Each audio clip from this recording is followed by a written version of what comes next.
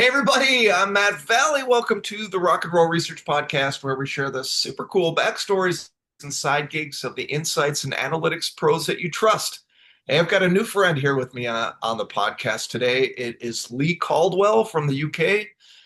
Where did I meet Leigh Caldwell? Well, I met him hanging out in the Punk MRX WhatsApp community. So check that out.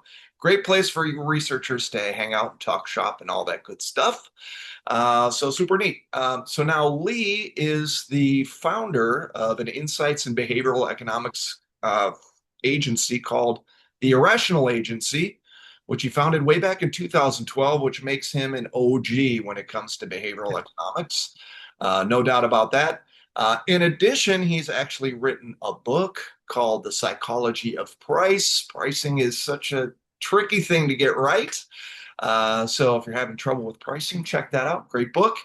Now, what some people don't know about Leigh, or maybe some people only know Leigh for this, he was a contestant on a BBC trivia show called Only Connect. We don't have it here in the States, so it was a joy to watch. Classic dry British humor. Um, Now, he was on three episodes with his team, which is called the Jugadores. And in one of those episodes, the host describes Leigh this way.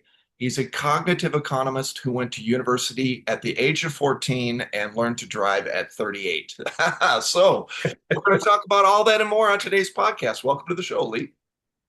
Thanks, Matt. Lovely to meet you, and really glad to spend a bit of time with you here.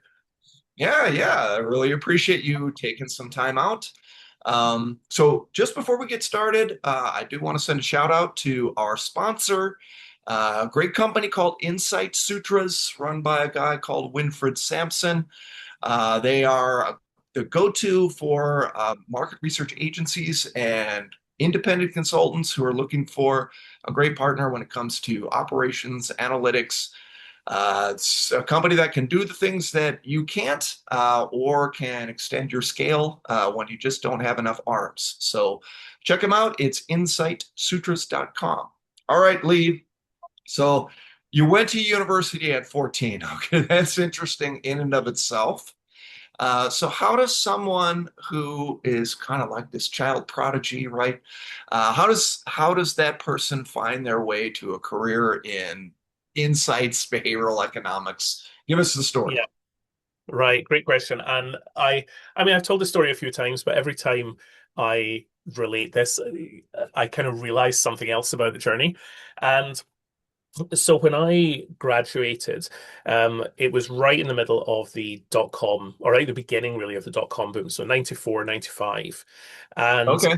there were a few people out there like you saw in the news. They'd started this company, sold it for $1 billion, and Yeah, I thought, you know what, I had been learning to use the internet as part of alongside my degree, and I thought I could put the academics on hold for a couple of years and come sure. back if I'm going to do a PhD, be a mathematician, or whatever. That was what I long term probably wanted to go into mathematics. But I can come back to that, and in the meantime, I'll make some money. And so I started a software company and doing web development, back ends of websites, all the kind of programming side of that web infrastructure that was just starting to be invented then. And of Sure. course, as these things do, and anyone who's ever started a business knows this, it takes over your life. You don't end up kind of wrapping up neatly in a couple of years and going back to what you were doing. It Right. expands to fill every moment that you have for years and years. So it was a great challenge. There was some really exciting and absolutely crazy things that went on in the late 90s in that kind of dot-com excitement. And we're seeing a new version of it now with AI, and there's been a few generations of this over time. But I kind of, as someone running a business, I realized I had to educate myself a bit in economics. I had a little bit of background in it from school, but I wanted to learn about how people buy things and how should I set my prices, for example. So I taught myself all of that, the theory. I read the Economist cover to cover every week. I read some of the textbooks and got into that, read the business literature. But I was really coming up against something. I kept bumping into the fact that, well, the textbook says this. Textbook says that people should be buying this kind of product, or they should be buying from me in this way, or spending money in this way. It's Right. not happening. This is not how people really behave. So I Right. started trying to figure this out myself, and then I realized. I think I went along to a conference and presented some of my own ideas on it. And someone said, "Have you heard of behavioral economics?" So this was 2006, five or six. Yeah. And I went and educated myself on it and thought, oh, these people are tackling this exact same problem, the problem that people do not do what economics says they should do. Mhm. And so I switched and started teaching myself that. And I went to all those academic conferences and read those textbooks and the papers and started to absorb. And got to say, for the academic world is very generous in that respect. You can just turn up pretty much to a seminar, learn what people are researching, ask them questions about it. Even if you have to pay to go to a conference, it's a fraction of the cost that you pay to go to Quirks or TMRE in our industry. And so it was very welcoming and easy to go and start to absorb that. And I realized then the more that I gained that knowledge and did a bit of my own research, the more I realized there's an exciting application for this, and it's more interesting than just building websites, which is what I had been doing for the previous 10, 15 years. So that's when I kind of switched and started to do some consulting, started to help companies to understand some of these things that I'd been absorbing and learn about their own consumers' irrationality. And eventually, I kind of found the right niche for that, which was in the market research world, where, Yeah. of course, the desire of companies is in our sector is to understand consumers.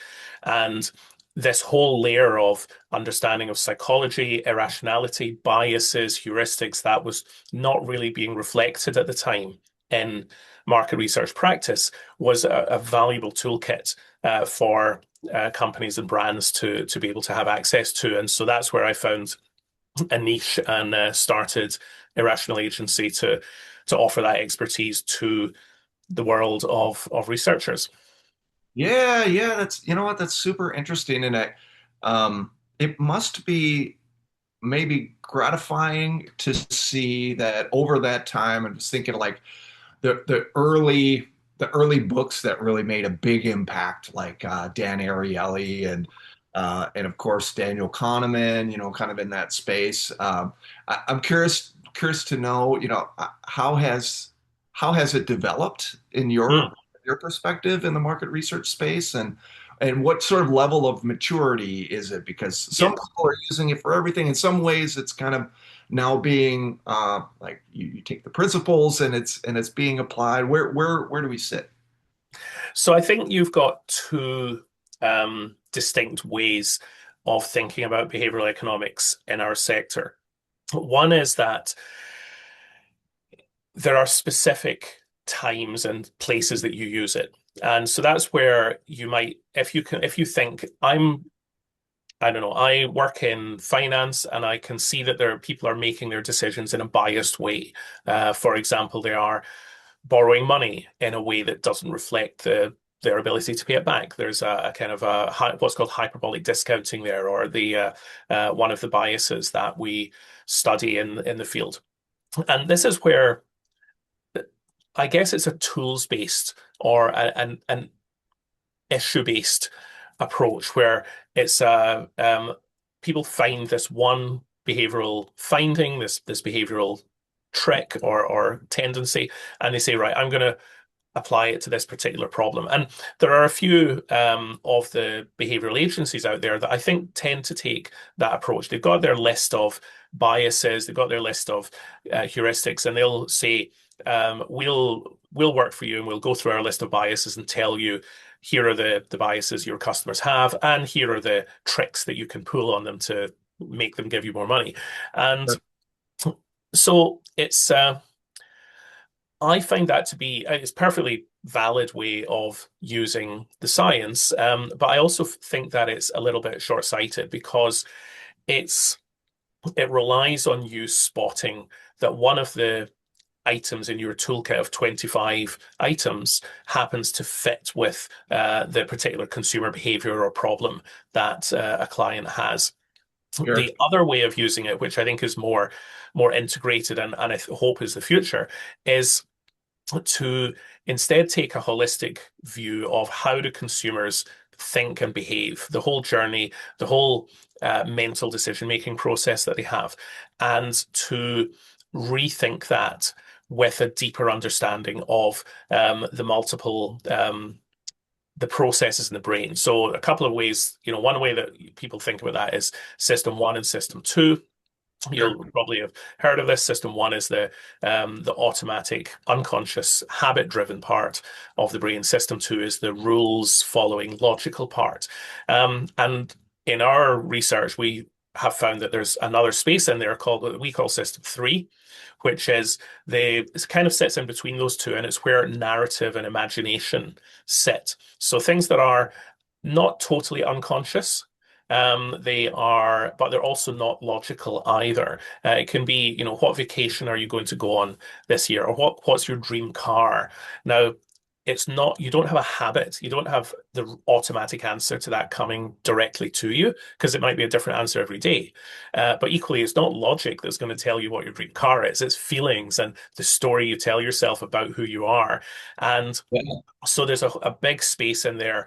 And if you just reorient how you understand the human mind and start to build in these kind of principles and these structural levels of understanding, then I think you will come up with much deeper insights, and you'll be able to apply those tools to any research situation or any consumer, not just to the ones where someone says, I want to sell three products and I want to know whether to what price should I charge for the middle one, because people are going to go for the middle one more often. That's fine, but it's simplistic. And I think that this idea of a deeper holistic understanding is where the field will go in the long term. And that's where we hope we've taken it now.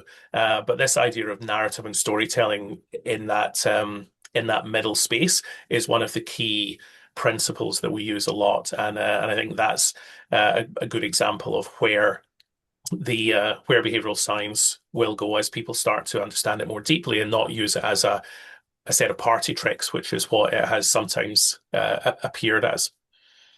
Yeah, yeah, super interesting. Okay, we're gonna get a little bit deeper into that second. Mhm. But let's talk about Only Connect. All right.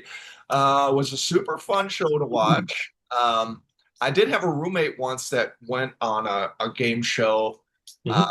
at the Mall of America. I grew up in Minnesota, and Oh yeah, this nice, was like nice. a teeny tiny show, right? So it was very easy. You just show up at the mall and Yeah. you hope they draw it out of the hat. So how did that come about? And tell me a bit about that experience. Okay, I mean, this is a show that is, if anyone has seen it or if you look it up after the show, you'll see how quirky and weird it is, even by the standards of British humor and British TV. Um, it's very eccentric, and it's all about finding lateral connections between sets of four clues, and those can be the connection that binds four things together, or it can be four things in a sequence. You have to predict what's going to be the last element. And it really could be anything from the words in the NATO alphabet to represented in pictorial form to um, four songs that one of which has four artists, the next one has three singers, the next one has two singers, the last one is a solo song. These anything like that you've got to recognize all within 40 seconds as the clues unfold. So it's very intellectually challenging and a lot of fun. And I had a couple of family friends who I knew were also lovers of the show, and we used to watch it together and compare notes. And Yeah. eventually, we thought, why don't we apply to be on this? It seems like we think we could be as good as the people who are on there, and we might as well give it a try. And we sent in our form, and they auditioned us remotely. I think they used to do the auditions in person, but this was all happening during the pandemic, so it was all over Zoom. And they they made us an offer, and we showed up.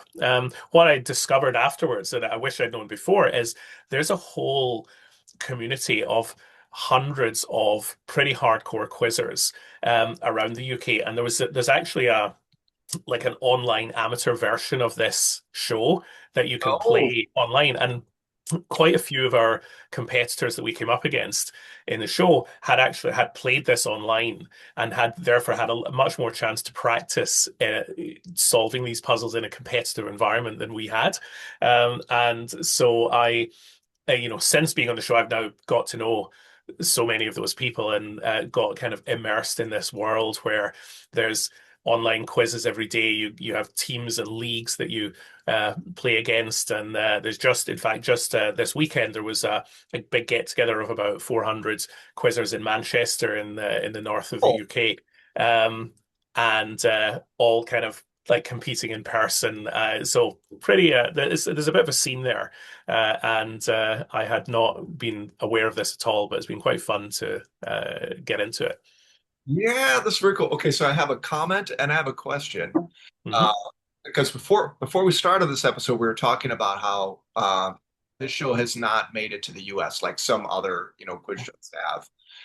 But as I'm thinking about it, it it has in spirit in the New York Times games section, right? With Right. Yeah. all Yeah. connections, which is very similar. So if you're Mm. listening to this and you're in the US and you want to sort of exercise your brain in the same way connections works pretty well like that. Yeah, I must say there was a little bit of a dispute when the Times came up with that game because it is a pretty direct copy of one of the rounds from Only Connect, and so I think in the end they said, you know what, mimicry is the best form of flattery, so we'll leave it at that. But it was quite funny to see the Times not acknowledging at all the potential inspiration. They deny that they'd ever seen the show, but I don't really. I'm not sure that's really very convincing. Too funny. Well, I confess that I start every morning, usually even before I get out of bed, with the New York Times game section. So that's like my Yeah. first 45 minutes to an hour every day. I So, usually do it in bed at the end of the day, so I get to see everyone else's scores before I have to post mine. yeah, there you go. There you go. Cool, cool. All right. So I'm very curious about now the fact that you graduated early and Mm. so you're this younger, much younger person who's kind of getting a start as you're starting your business.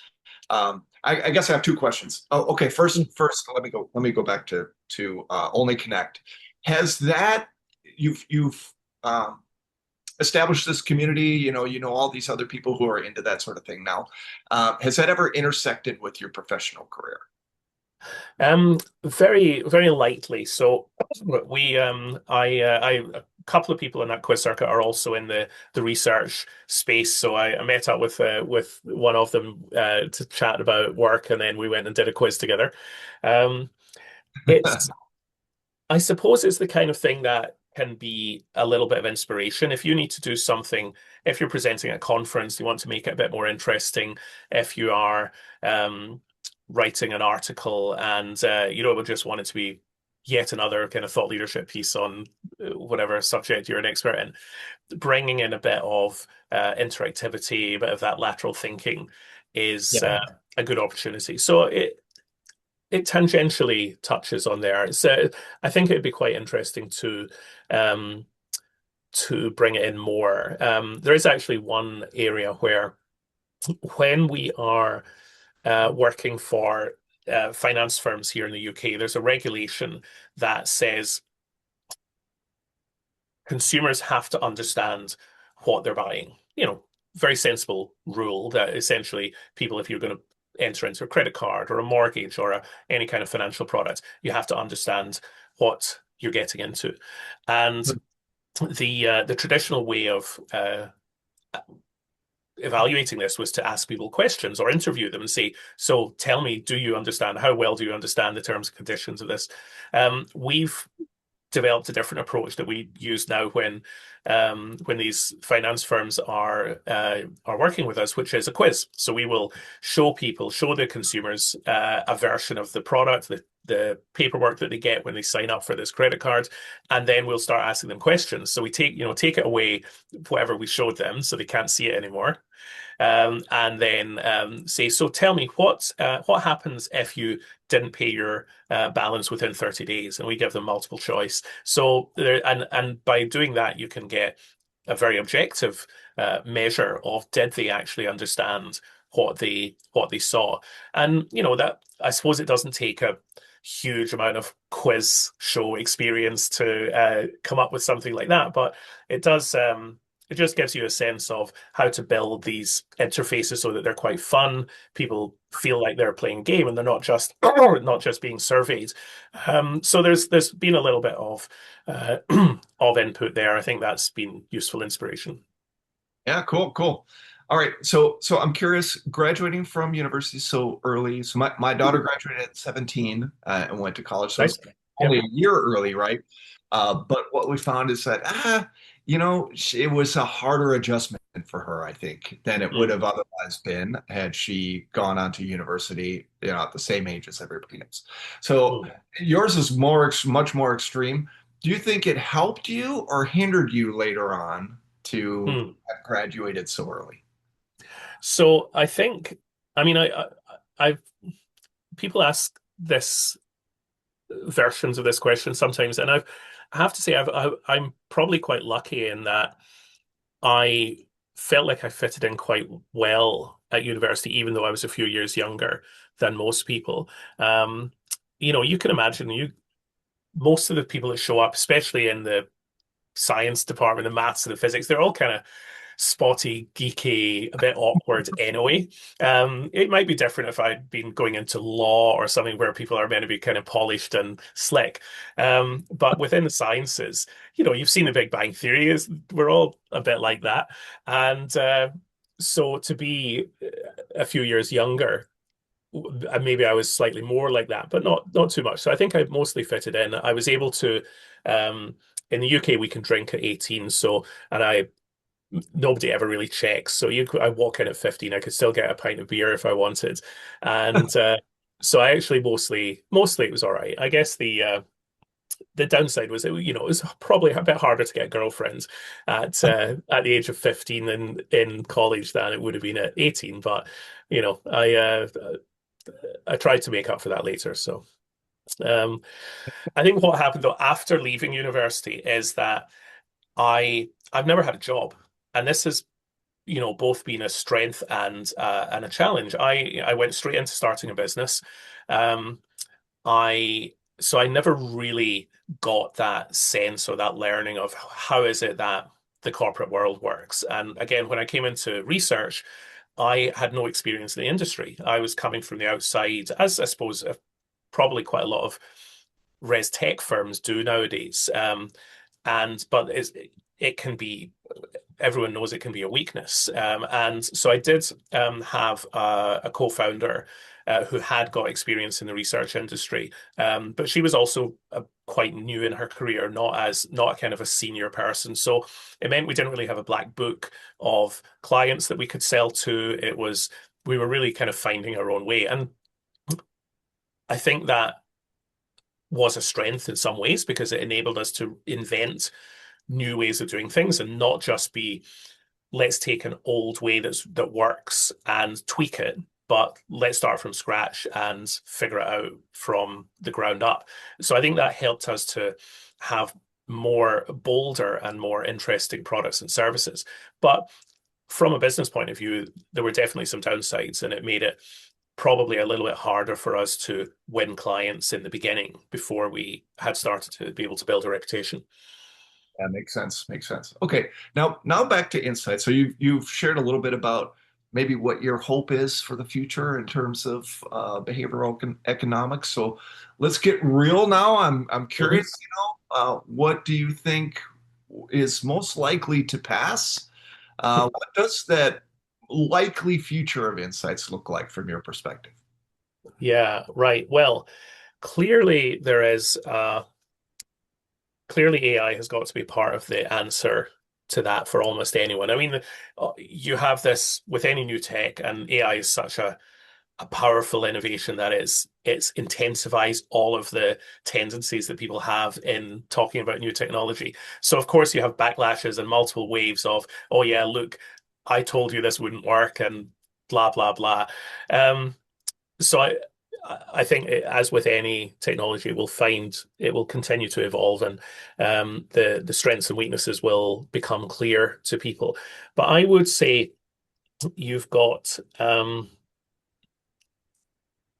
I think the same thing that got me to bring behavioral science into this field in the first place is will still be there. AI is going to be good at scraping, the text that's out there on the internet, which is based on what people say and what they write, and that is a very filtered version of reality. Just as the questions, when you ask people questions in a survey, you're getting a filtered version of reality. If you interview someone or put them in a focus group, you're getting a presented version of reality. And the key about good research is getting to the deeper levels and figuring out how can we get past the first shallow version of what people say and get into the depths. And I think with AI, if we can work out how to build that understanding of real human psychology, whether that is the biases people have, or it's the hidden stories and narratives that are driving their worldview, but that they don't always say out loud until you elicit them in the right way.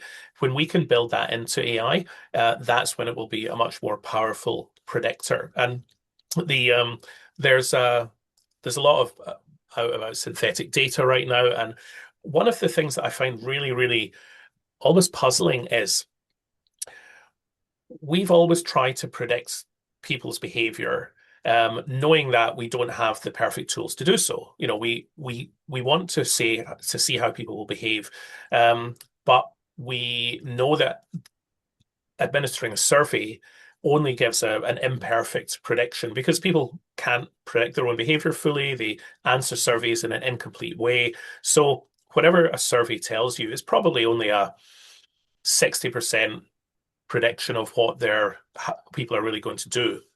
Whether that's will this new product succeed in market or what do I think about this brand? It's only this incomplete picture.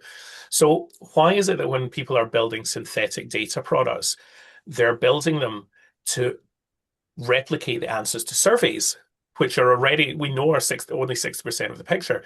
Once the synthetic data world starts to say, we're going to skip over the survey stage and actually predict what people will do, not just predict what they will say in a survey, then I think it will start to become more powerful. And once again, that's when building in real behavioral understanding will be critical because you can't predict what people will do unless you really know their psychology and you really know what those narratives are that drive their behavior. So I think you know, the the one uh,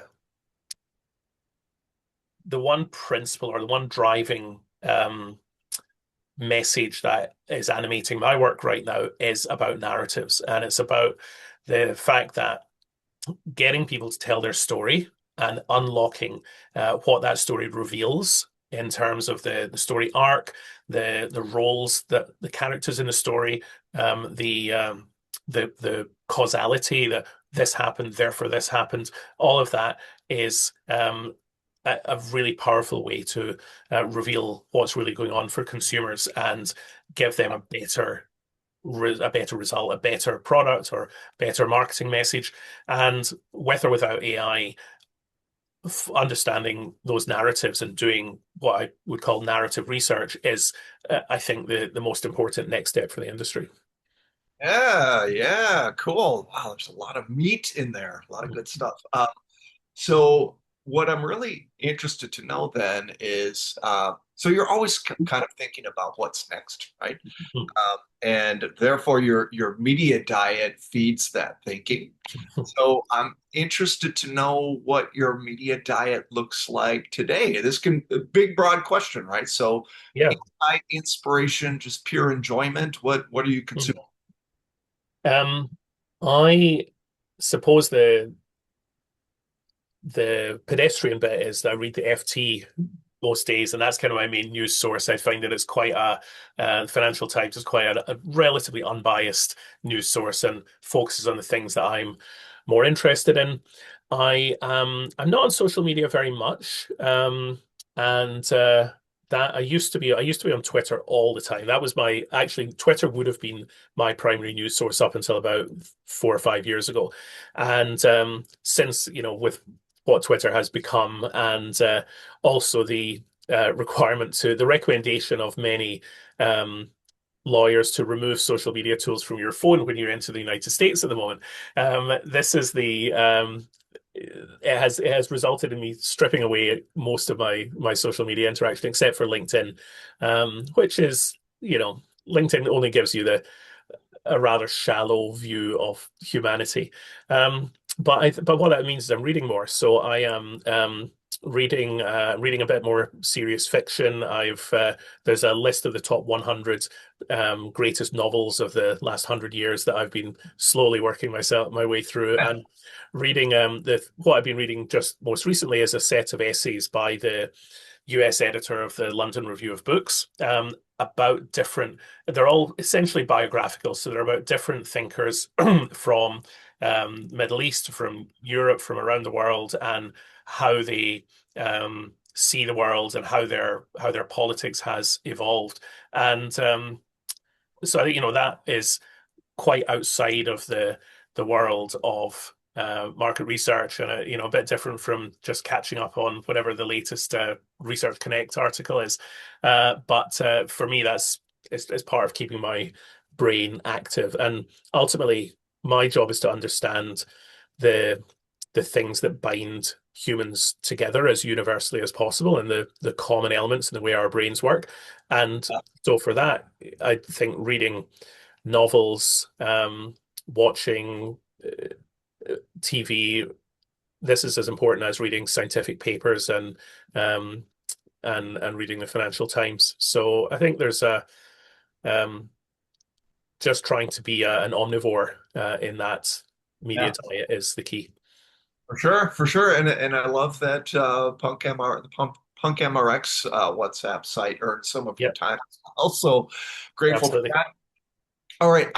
I think, okay, this is a rock and roll research podcast, as you know. And I believe, if I understood you correctly, I believe that this may qualify as a System 3 type of question. So, what I really want to know, Leigh, is let's say you're stranded on a desert island, right? You have three albums or three music choices, let's say, Mhm. to keep you company for the rest of your days. What are they? Well, this was a tricky one, and you did warn me that you were going to ask about this, and I have to admit, so I a bit of heresy for the rock and roll research podcast, but I am not as motivated or driven by music as many people are. I do I love it when I put something on, I'll get into it. But I suppose one of the interesting things, this is actually a System 3 question, is I can't concentrate on other things while music is on. So Ah, I find it quite difficult to read or work while there's music playing in the background, because my brain wants to engage with the music. It wants to listen to the lyrics. It wants to hear and feel what's going on. And right.